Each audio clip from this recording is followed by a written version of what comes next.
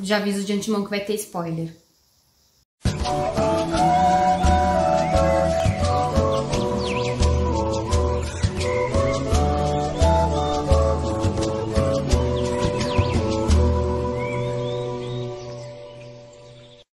Tem que falar boa noite antes.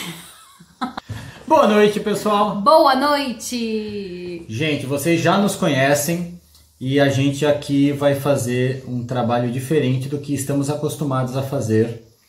Ou melhor, porque ela já fez algo parecido. E a gente vai fazer várias vezes, viu? Depende do que vocês falarem. Porque de repente eu posso continuar ou não. Avaliem o nosso trabalho. Mandem comentários do que a gente vai fazer daqui a pouco e falem se a gente pode continuar nesse caminho que é sucesso ou se é melhor ela continuar sozinha, levando pra frente essa nova vertente de trabalho. Então, gente, o que a gente vai fazer hoje? A gente vai comentar a primeira temporada de uma série que a gente tá terminando de maratonar, a segunda agora, que é Charmed. O novo Charmed. Isso, o novo Charmed, porque o primeiro Charmed foi numa época que nós éramos trabalhadores, estudantes e tudo mais que a vida possui. Então, não deu pra gente assistir, a gente não assistiu a primeira geração do Charmed. Mas a segunda geração, Covid-19, quarentena, vamos maratonar a série, né? Então, série de bruxa com a gente mesmo. Então, a gente vai começar explicando a premissa dessa série pra vocês, tá? E por que a gente tá trazendo aqui alguns comentários sobre ela. Então, como que começa, né? Do que trata a história? Tem uma mãe com duas filhas, essa mãe morre de uma forma, assim, bastante misteriosa, e a partir da morte da mãe, as meninas acabam descobrindo várias coisas mais importantes. Mamãe era bruxa, elas são bruxas e elas têm uma irmã, que essa irmã nasceu e foi apartada delas por vários mistérios ali, coisas bruxísticas que vocês vão descobrir no decorrer da série. E quando a mãe morre, tudo vem à tona, elas passam a descobrir várias coisas sobre a morte da mãe, sobre a natureza delas, a natureza bruxa delas, que vai muito além de serem apenas bruxas. Então elas são as encantadas, Charmed, né? Elas são as encantadas, que são responsáveis pela manutenção do mundo, por assim dizer. Então elas têm um papel muito importante e elas vão descobrindo, e é uma jornada do herói, claro, como todo filme dessa temática, pega muito forte ali a jornada do herói. Então elas vão se descobrindo e aí tornam-se muito unidas, e aparece um tipo de um guardião delas, que é o Luz Branca, que é o Harry, que vai ser muito importante em toda a trama, e elas acabam então querendo descobrir por que a mãe morreu e querendo entender mais sobre o universo. Então tudo se desenrola neste cenário. O que nos atraiu na série, gente, foi justamente todo o aspecto aparentemente leve, infanto-juvenil, que é a nossa novela. É um momento de descanso mental. Nem tudo é bem adolescente, gente. Nem tudo que a gente procura a gente busca por causa de profundidade, grandes mistérios ou coisas do tipo. E é um momento realmente de descanso. Só que essa série nos surpreendeu, a primeira temporada pelo menos nos surpreendeu, com alguns elementos muito bem trabalhados, que foram muito bem trazidos, ao contrário do que a gente encontra em uma grande parte de outras séries e filmes que giram em torno da mesma temática. Sejam adolescentes ou não. Exato, exatamente. Então, por causa disso, por causa destes elementos que a gente encontrou nesta primeira temporada, por causa desta profundidade no superficial que a gente encontrou, que a gente decidiu que valia a pena trazer para vocês um pouco disso, para inspirá-los a assistir, e a gente já reforça o aviso da Lua que vai ter spoiler. Então, assim, para quem que é essa série? Bom, primeiro, ela é para uma pessoa que gosta do tema bruxaria, mundo fantástico, mundo mágico. 2, uma pessoa que goste de assistir também séries adolescentes, que tenha paciência com algumas questões que aparecem, alguns problemas ali que a gente se olha assim e fala, olha, que drama por causa disso. É uma série adolescente. E 3, no caso de Charmed, para pessoas que têm algumas visões um pouco diferentes realmente de um padrão que queira quebrar alguns paradigmas. Por quê? Porque essa série, gente, inclusive quando ela foi lançada em 2018, ela recebeu algumas críticas, porque ela era muito feminista, né? E a série, ela de fato, ela traz uma força muito grande do feminismo, sim, inclusive com falas, uma série de jargões e falas realmente que são do mundo feminista, inclusive ditas pelo Harry, que é o luz branca dela, né, que ele é professor de estudos feministas na universidade lá da cidade delas. Mas não só, ela é recheada de um empoderamento feminino muito evidente. Então, todas as personagens principais são femininas. E isso é muito legal, nós achamos muito legal. Mas se você não gosta disso, você não vai gostar dessa série, né? Então a gente gosta, a gente entende a importância do tema, trazer isso, trazer personagens femininos fortes. Então a gente gostou bastante para desconstruir algumas coisas, quebrar alguns paradigmas e trazer a força do feminino. Mas ela vai além. Primeiro, é interessante que vocês saibam que tanto eu quanto a Lua, a gente acha muito importante que produções que foquem as crianças, que foquem a juventude, os adolescentes, comecem sim a carregar determinadas mensagens que quebrem alguns paradigmas da sociedade que estão errados. Sim. Que nossa geração, a geração anterior à nossa, fazia errado. Reforçou de maneira errada esses padrões. Um deles é o machismo. Um deles é todos esses preconceitos, todas estas visões que vieram deste movimento patriarcal da humanidade. E o mundo futuro vai ser dos jovens e das crianças de hoje. Se a gente trabalhar bem a cabeça deles, então a gente pode ter esperança de um futuro melhor do que é o nosso presente. Então, por causa disso que... Já ganhou a gente. Já ganhou a gente, porque e não é trazido este feminismo de uma maneira estereotipada, de uma maneira fora da realidade, de uma maneira a diminuir o masculino. É trazida de uma maneira equilibrada, de uma maneira super plausível de ser real, que a gente sabe que é real em muitos contextos, inclusive dentro da nossa própria casa, mas não só, e que é super saudável que se torne cada vez maior essa realidade. Que seja natural. Exato. Natural é a palavra, eu acho que define. Inclusive, além desta questão do feminismo muito forte que a série traz, ela também enfoca bastante numa masculinidade não tóxica. É verdade. Principalmente com dois personagens, o Harry, que a Lua já comentou, que ele é um professor universitário sobre estudos feministas, e isso para uma das 3 irmãs, que ela é extremamente ativista do feminismo. A Mel. No início ela não gosta muito. É um problema para ela aceitar um homem nessa posição, nessa cadeira da disciplina. E ela ainda fala assim, você é um homem branco, cis, hétero. O que você está fazendo aqui falando de estudos do feminismo? E é bem interessante, né? E é legal que até no decorrer da série tem um momento que, inclusive, se não me engano, ela própria usa o termo histérica em alguma situação e ele é quem corrige. Sim, você usando termos machistas... Então, além desta personagem do Harry, que ele é este professor e ele é o orientador no mundo da bruxaria das 3 irmãs, e que todas as atitudes dele foram muito bem construídas de uma masculinidade não tóxica e de extremamente também ativista para o universo feminista. Isso é muito legal. E tem um outro personagem que é o Parker, que ele é namorado da Maggie. E ele é meio demônio, ele é um híbrido humano-demônio e tudo mais. Ele é um cara todo bonitão, de fraternidade, um universitário, assim, padrão, normal dos Estados Unidos que a gente vê em qualquer filme. E tem uma cena que a Meg e ele, depois de muito acontecer, eles têm uma oportunidade de ter a primeira relação sexual dos dois. A Meg tá super animada, só que o cara tava cheio de problemas na cabeça, que quem assistir vai saber.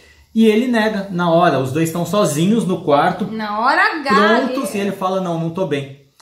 E o interessante é que em decorrência dessa situação, a Meg não aceita muito bem, ela entra num conflito.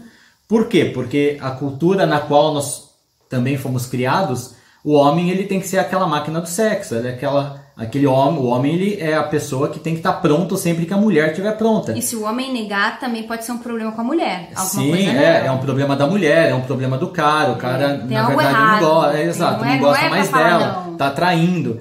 Não pode falar não.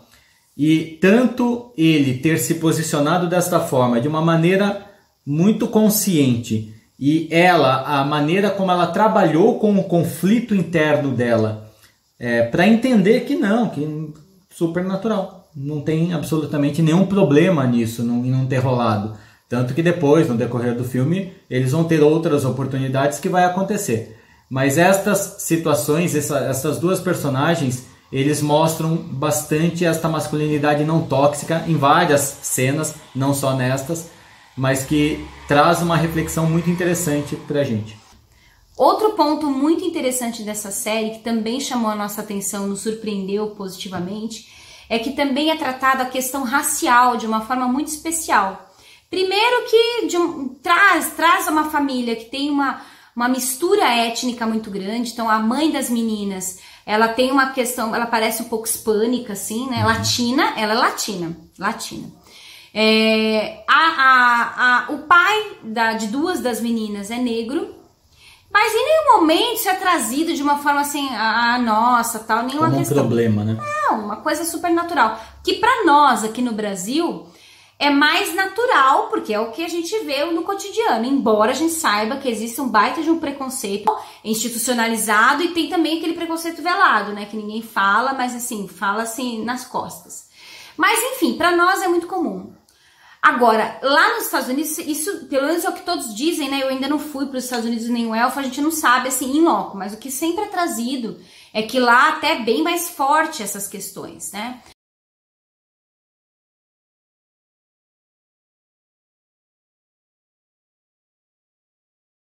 Mas o que acontece?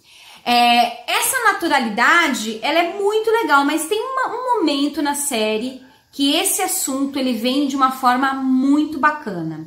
O que acontece? A Mancy, que é a irmã que foi criada junto ao pai, separada das outras duas, ela é até visivelmente negra, né? Então as outras duas puxaram mais a mãe, então elas são mais latinas. É que uma não é do mesmo pai, tá? Depois vocês entendem essa bagunça.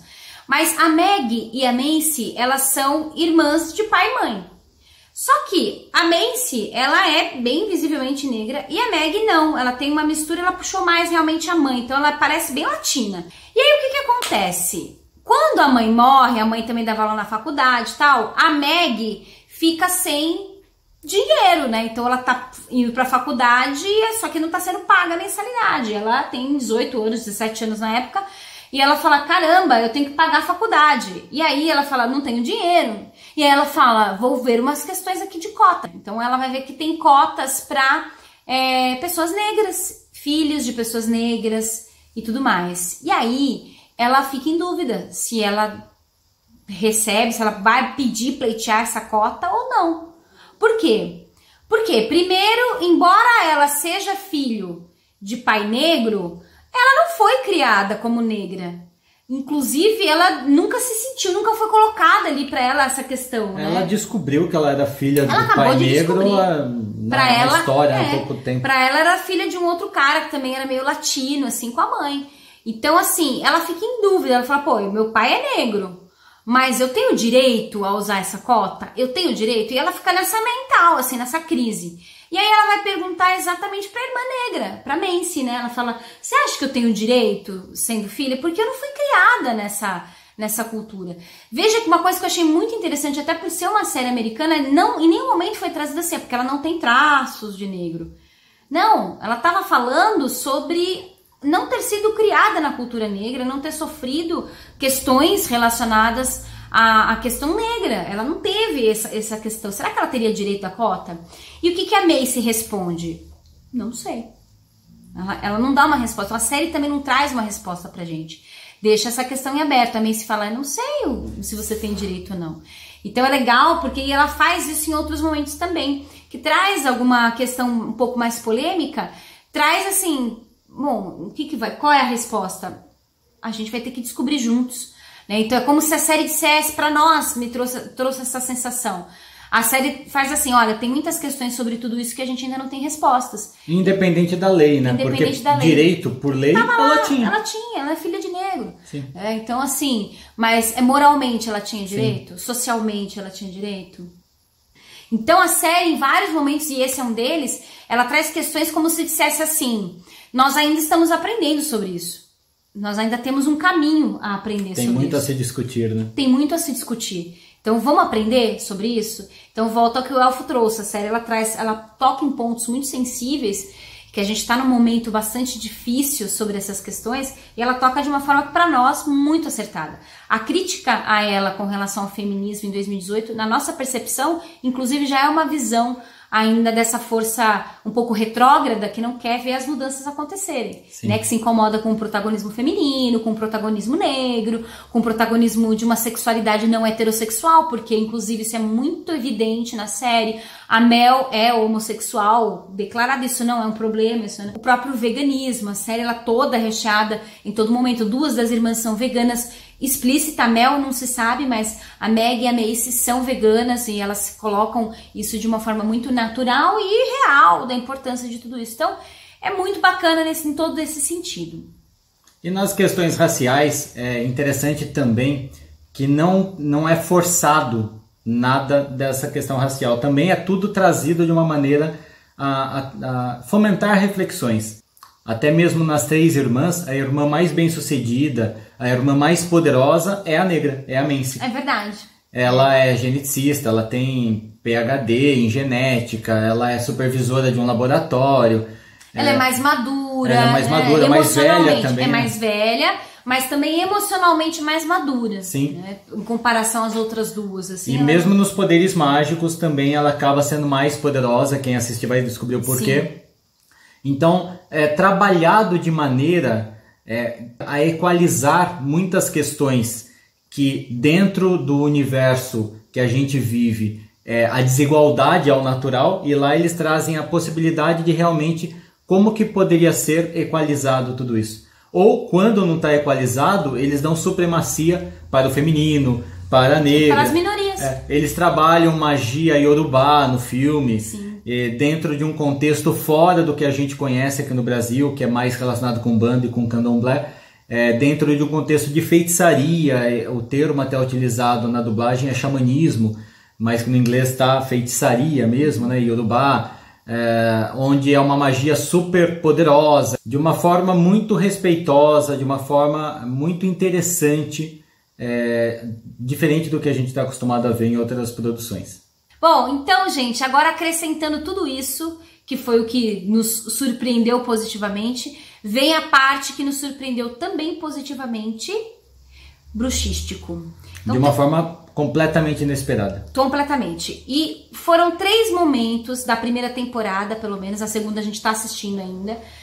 Foram 3 momentos muito emblemáticos para nós, que mostrou uma coisa muito legal dessa série e que, como o Elfo trouxe no início do nosso vídeo, não é algo, infelizmente, não é algo comum da gente encontrar em séries de magia, de mundo bruxístico. Então a gente vai falar de 3 momentos muito especiais. O primeiro acontece quando, dentro desse mundo mágico que elas descobrem, existe uma briga política. Então existem as anciãs, que são como se fossem assim, as grandes chefes ali da organização mágica, do mundo mágico das bruxas. E existe um outro grupo que é contra as anciãs. Acha que as anciãs são muito ditadoras, que as anciãs erraram a mão no poder e tudo mais. E tudo isso vai sendo descoberto no decorrer da série. E esse grupo, que se chama Sarkana, é como se fosse uma ordem secreta para combater as anciãs. O que acontece? Num determinado momento, a Jada, que é uma bruxa dessa ordem que vai contra as anciãs, ela quer trazer do Tártaro uma bruxa muito poderosa, muito, muito poderosa mesmo, para combater as anciãs. Para trazer essa bruxa muito poderosa, que é a Fiona, para trazer essa bruxa muito poderosa do Tártaro, eles não usam a palavra inferno, né? Elas usam Tártaro. Para trazer do Tártaro... Que já é acertado, né? Que já é um acerto, né? E até toda a construção do próprio Tártaro. Para invocar, para chamar, para trazer essa grande bruxa lá do Tártaro, ela faz o quê? Ela faz a invocação. Invocação a quem? A uma deusa. Eu dou um doce para vocês, se vocês adivinharem. Quem é conhecedor de mitologia grega... Já sabe. Quem é a deusa que consegue andar nos todos os reinos sem que ninguém consiga impedir. Eu dou chocolate com pimenta pra vocês, se vocês descobrirem. 3 chocolates com pimenta. 3. Hecate, claro, né, gente? É a única deusa que pode fazer isso ali dentro daquele contexto grego. Então, é bem legal. A hora que isso aconteceu, foi a primeira coisa que fez... Ah, que legal! Não é simplesmente uma série adolescente de bruxas. Tem conteúdo aí. Então, isso tem pesquisa de verdade de fundo. Tem né? pesquisa de fundo. Isso já nos conquistou. E foi inesperado, gente. Imaginem nós dois assistindo a série, o episódio, aquela cena meio assim na penumbra, a bruxa que vai abrir o portal do Tártaro, na hora do ritual de invocação desta que estava presa, no meio da fala dela em outra língua, a gente escuta Hecate. Hã? Voltamos, escutamos direito? Voltamos e realmente a referência foi perfeita. Aí a gente já ficou empolgado, a gente falou assim, empolgamos agora aqui, agora a gente até vai sentar pra assistir essa série. É difícil, gente, é quase impossível a gente encontrar uso de nomes reais, de deuses reais, dentro de um contexto verdadeiro, que seria verdadeiro numa situação. Trazendo uma seriedade, Exato. Né? Que pra nós é sério, para pessoas podem achar que não é, por conta de todo também o aculturamento, que um dia a gente faz um vídeo falando sobre isso, mas... Sim. Sabe, pra nós é muito sério isso. Você fala, pô, quem que ela ia invocar lá? Claro que ela ia invocar Hecate. Tártaro, tem a ver, tal, pá, tá. Né? Então, assim, isso aí já deixou a gente assim... Sim. Vamos ver se mantém. E se manteve. Se manteve. A segunda cena, já bem mais no final da primeira temporada, envolve justamente a magia Yorubá. Uma outra personagem que chama Galvin, que é namorado da Menci, dentro daquele contexto, buscando ajudá-la a se livrar de uma determinada situação, ele vai atrás de magia Yorubá, buscando aí a ancestralidade dele, e traz muito material de magia Yorubá para ajudar esta namorada. Devido às situações que acontecem, muitas coisas, tem um demônio que ele libera uma pandemia, uma mistura de ebola com Covid-19. Com Walking Dead. Com Walking Dead, que as pessoas começam a ficar loucas, sangrar, morrer, atacar o outro. Começa a virar um caos e aquilo ia se espalhar para o mundo inteiro com uma rapidez tremenda. O Galvin, ele utiliza então o que ele aprendeu para um ritual de cura destas pessoas. E no meio do ritual em Yorubá, inclusive com fala, com invocações feitas em Yorubá, ele invoca quem? O Baluayê. Foi outro momento que a gente fez. Foi isso mesmo? E fala 2 vezes ainda. 2 vezes. Porque assim, o mais comum é não só um preconceito contra bruxaria, mas quando a coisa vem da África, é muito pior. Talvez, se a gente fosse pensar em uma coisa superficial, talvez até invocaria Xangô, porque é muito famoso. Sim, até o pop, Deô né? Xangô, Sim. né? O rito de Xangô no mundo. Mas não, chamou exatamente a divindade, que é a divindade para curar as pestes. É a divindade das pestes, das doenças. E a decorrência do ritual foi muito linda, né? Que sai uma fumaça branca que aparece indo em todas as pessoas infectadas, e conforme aquela fumaça branca vai passando, vai curando todo mundo. Muito lindo. É lindo demais. A gente fala, cara, que demais, né? Então também foi um momento muito rico pra gente, que a gente falou, pô, tá, no grego eles, mandaram muito bem. No Yorubá, pô, mandaram muito bem. Será que para por aí? Não para parou. por aí. Não para por aí. Terceiro momento que a gente curtiu muito. E esse terceiro momento acontece no finalzinho da primeira temporada. O que ocorre? Ocorre que é o seguinte, acontecem uns lances lá, que a Macy, que é a irmã poderosa, ela fica mega blaster, hiper, ultra poderosa. Por quê? Porque ela, na verdade, tem toda uma história aí. Ela tem, além de ser bruxa, ela também é uma parte demônio. Depois vocês vão descobrir lá, assiste lá que vocês vão descobrir por quê. Só que o que ocorre? Num determinado momento, a Macy, ela se torna o que eles chamam de a fonte. Que seria como se ela se tornasse uma semideusa, assim, sabe? Então ela acaba tendo capacidades, por exemplo, para invocar os mortos. Só que esse superpoder dela, ela não consegue controlar. Não é que ela se torna malvada, nada disso. Para buscar fazer o bem, isso é uma sacada muito legal, que nesses tempos todos a gente fica refletindo, né? O quanto a gente, às vezes, para querer combater o que a gente julga mal, a gente acaba se tornando muito pior, às vezes. E a gente, quando você olha muito para o abismo olha muito para você, frase atribuída a Nietzsche, então a gente vê isso muito claramente. Então a Macy, ela acaba ficando muito poderosa, e esse poder demais para ela, poder de deusa mesmo, ela decide que ela não quer mais ser a fonte, ela não quer mais esse poder. Para vocês terem uma ideia, gente, ela ressuscita mortos, ela viaja no tempo, ela para o tempo, ela solta bola de fogo pela mão. Ela é uma deusa. Uma deusa. Deusa, só que encarnada, né? E aí o que ocorre?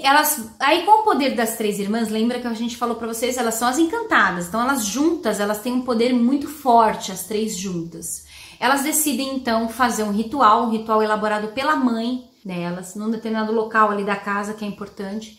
Elas se reúnem as 3 para retirar esses poderes de Deus, de deusa, da Macy.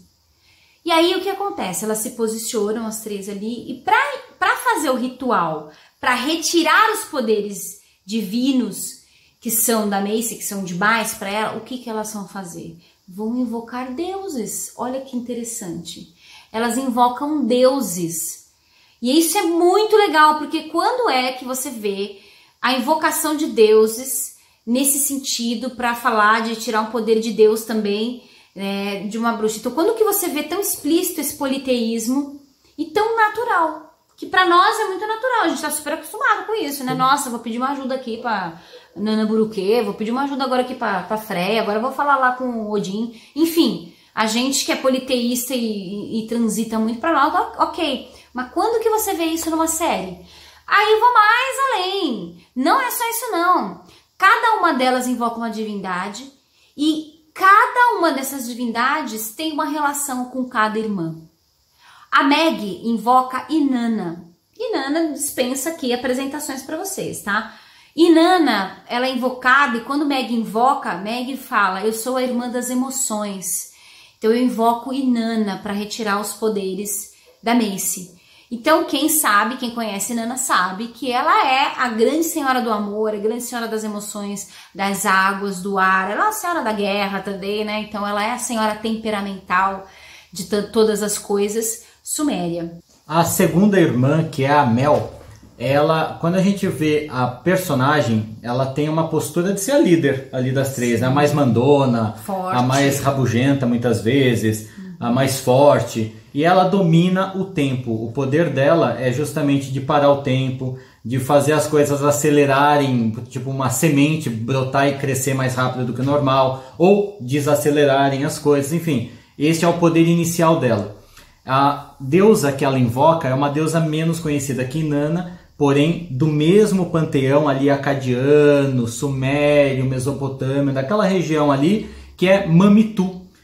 A gente vai fazer um vídeo especial posteriormente só sobre essas 3 divindades invocadas. Mamitu, gente, é simplesmente maravilhosa, vocês vão se apaixonar por ela, a gente se apaixonou por ela já faz algum tempo. E escutar o nome Mamitu, uma deusa tão pouco conhecida, dentro de um contexto tão aplicável para a realidade dela, simplesmente perfeito. Isso é de cair o queixo, realmente. Mas não acaba aí, não acaba. Porque aí a própria Macy também invoca uma divindade para retirar os seus poderes.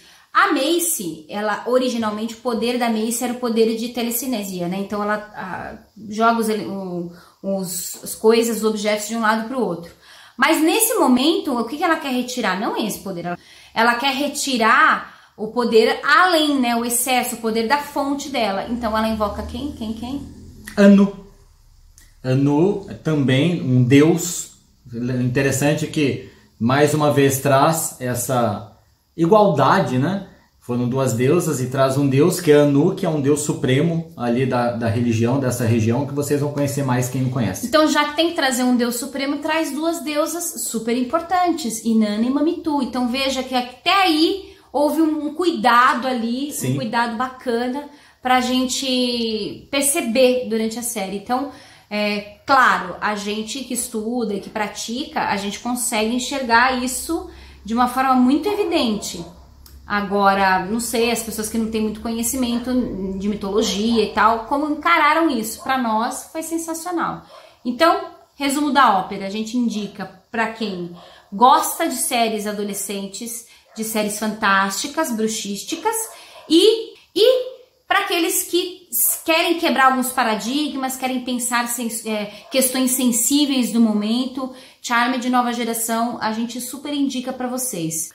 Então é isso, gente. Espero que tenha contribuído aí com vocês, que tenha incentivado vocês a assistirem. Aqueles que já assistiram e viram algum ponto que a gente não citou aqui, coloque nos comentários, porque realmente tem várias situações bastante interessantes que merecem ser comentadas. Então vocês podem agregar nos comentários aí, falar o que a gente não falou. E também sugerir séries pra gente. A gente fez uns stories no Instagram e surgiram várias indicações muito legais. E se vocês gostaram do vídeo desse formato assim... Vamos fazer de todos os outros, porque nós somos maratonistas de séries profissionais. E assim, nossos gêneros preferidos são terror, mundo fantástico. Sim. Né? A gente gosta... Terror é filme de romance pra gente. É verdade. É filme de amor pra nós. Então... A gente gosta e a gente vai falar, se vocês acharem que a gente tem um jeitinho, né, pra falar. Vocês vão decidir, gente. Qualquer coisa, vocês podem ser sinceros, tá? A gente aguenta. Obrigado, gente. Uma boa noite.